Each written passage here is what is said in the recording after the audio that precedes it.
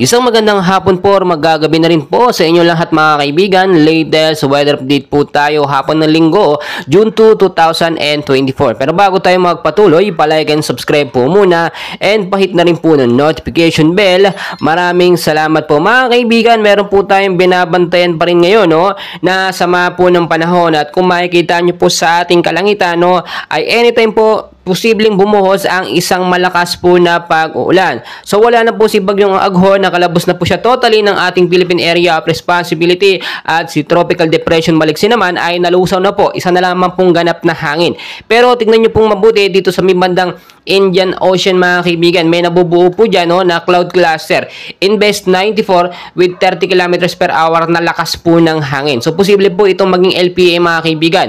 Pero as of now, wala po itong direktang epekto sa ating bansang Pilipinas. Hindi po yan na magpapaulan ngayon sa ilang bahagi ng Metro Manila, Luzon, Visayas at Mindanao. Etong hanging habagat po mga kaibigan, kasama pong easterlies, o yung mainit na hangin na nanggagaling po sa karagatang Pasipiko, ang magpapaulan po sa ilang bahagi po ng Luzon, Visayas at Mindanao. Apektado po ang eastern section ng Southern Luzon, Visayas at Mindanao. Inaasahan po sa Metro Manila na magkakaroon po ng mga isolated light rains to heavy rainfall ngayong hapon po hanggang sa gabi. So maging maingat po tayo. Inaasahan pong impact nito, posibleng pagbabaha po sa mababang lugar, landslide naman sa matataas na lugar in case po magkaroon ng malakas or bigla na tuloy-tuloy po na pag-ulan. Tulad ng aking sinasabi mga kaibigan, yung bitaw po o yung lakas po ng easterlies ngayon, iba po noon yung tag-init pa, noong kasagsagan po ng tag-init. So nung umaga, tanghali, nakaranas tayo ng maalinsangan na panahon dahil wala naman pong bagyo.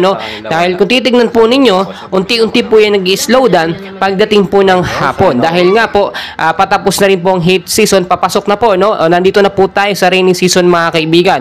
Tropical depression, wala po tayo mga kaibigan, wala pa rin pong bagyong binabantayan, pero hindi po natin inaalis yung mga posibilidad na posible pong makabuo, may mabuo po na mga cloud cluster or kumpol na kaulapan na posible pong maging active low pressure area. Within 24 to 48 hours ay inaasahan po posibleng mabuo po dito po sa may bandang south ang cloud cluster mga kaibigan o kumpol ng kaulapan or tropical depression. Dahil nga po kung makikita nyo, may Invest 94 dyan na ating binabantayan po mga kaibigan. Sa ilang bahagi naman po ng Luzon, Visayas at Mindanao, apektado naman po ng localized thunderstorm na siya pong posibleng magbigay ng pag-uulan sa ilang bahagi po ng ating bansa. Mga kaibigan, pinapaalala ko lamang po always know the weather before you go, para safe at handa po tayo lagi. Lagi pong magdala ng paring jacket, kapote, panlaban po yan sa biglaan pong malakas na pag-uulan. Maraming salamat mga kaibigan, and please palike and subscribe po. Maraming salamat.